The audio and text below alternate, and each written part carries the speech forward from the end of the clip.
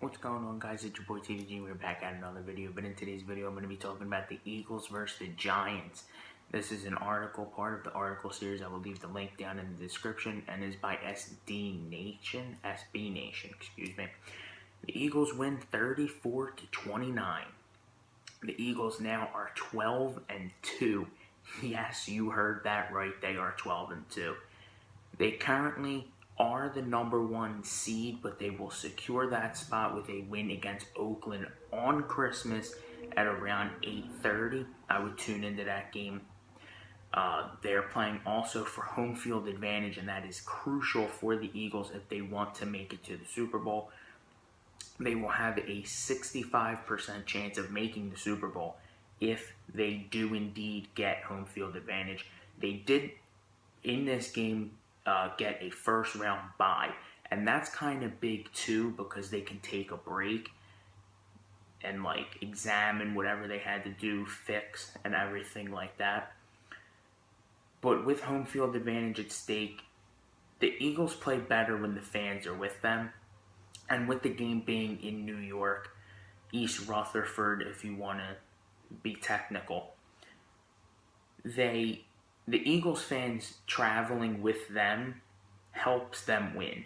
You couldn't tell who was home if the Giants logo wasn't at the 50-yard line. You would not have been able to tell. That's how crazy the atmosphere was and how crazy a game was, being the second game they've played against each other this year. The big question coming into the game actually was Nick Foles, and he did a pretty decent job. His decision making needs to be a little bit improved, but that is just shaking off rust after not playing for, I would say, a couple of years, and basically in real competition since he left in 2013 when we lost to the Saints in the playoffs. He was a 63% completion with 237 yards, no interceptions, which was huge for Nick Foles, and 4 touchdowns. So Nick Foles, his decision-making never has been solid, but he did show that he can be a number one quarterback in this league. And that kind of was huge for the Eagles, because now they can go behind him just like they would Carson Wentz. And that's a big thing with Doug Peterson, that what he was talking about before the game, after the game, during the game even, that they needed to respond. Carson isn't going to be playing. They need to respond to Nick and himself, Peterson. They need to really get behind the team and what the team is doing, and not who the players are. One bad thing about this game, if there had to be one, would be the defense. They were atrocious. I'm just going to say it. I'm saying the word. They were pitiful, terrible, atrocious, awful. Whatever you want to call them, that's what they were. 504 yards given up and 29 points, where the Giants basically are averaging somewhere around 296 to maybe 305 yards a game and 15 points. For a 12-2 team, that's terrible. If they were to play any other opponent, they would have lost. And they get also into that in the article, which I know a lot of articles didn't do. And that's what I like most about the piece. They kind of talked about where the Eagles would be playing a different opponent. They didn't name specific opponents, but the Eagles playing a better team, the way that they played against the Giants, they would be the laughing stock. They would be the Cleveland Browns in the playoffs, and that's saying something. They blitzed 3 times the first couple drives on Eli Manning. They only blitzed 1 other time the rest of the game. So they were dropping back in coverage. And when the Eagles drop back in coverage, it's never man-to-man. They're always 15 yards apart. You'll have your receiver here, and then you'll have Ronald Darby start here and just keep backpedaling until he gets to here, and then hike, and then he's already behind. Jalen Mills, Ronald Darby, Robinson, they all got beat. They were all getting beat, missed tackles, everything. Play after play, they were just done. Out of breath, slow, sluggish. It was pitiful to watch.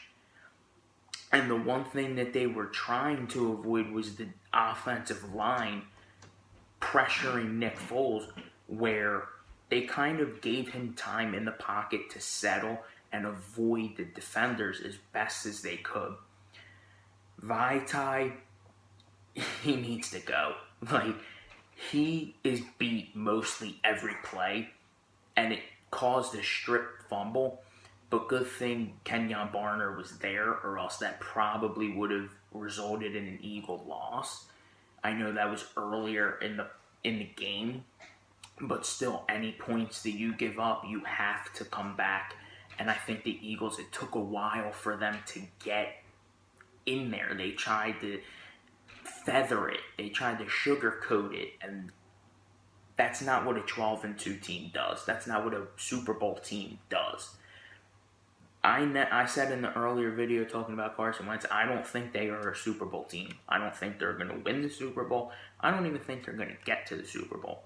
And especially after they played like this, they are going nowhere. Special teams had 3 blocked kicks. If you kind of would say they all had 3 points on those drives, Eagles would have lost. Or it would have been a pretty close game because one was a block punt, so we don't know how they would have done on that drive anyway. Probably would have been a 4 and out. But with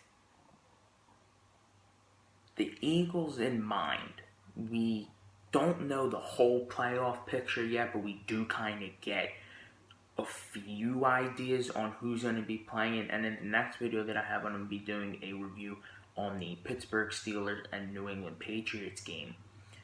If they were to play any of those 2 teams, they're done. They would have killed. They would have been killed. It would have been like, I don't even know what analogy you want to use, but it would have been bad. And I think kind of hidden in the text that SB Nation did, they made it seem that the Eagles need to work on things. And that's what every Philadelphia fan and every football fan didn't want to believe about the Eagles. They may be the Cinderella story because Nick Foles is now the quarterback. Nobody expected them to be this good. I said generously they could be 10-6 to finish the year. They already proved me wrong, and I was right last year with their record. The Eagles need to work on the fundamentals of football. They get too confident, they rush too much, or they throw too much. There's no balance between the team.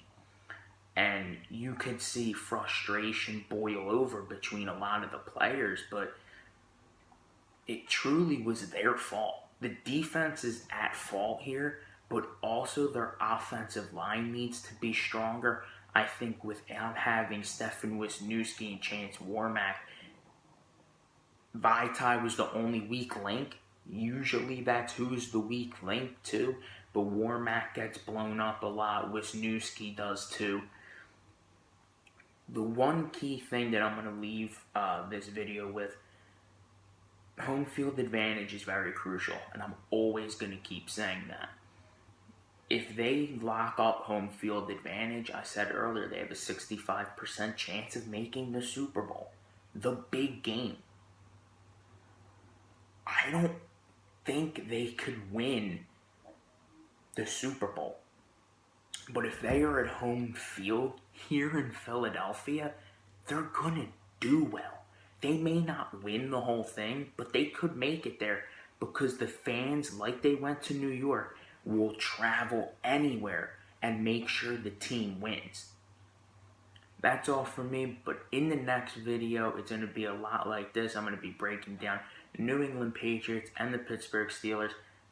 I want you all to have a fantastic day, and that is all for me. Peace.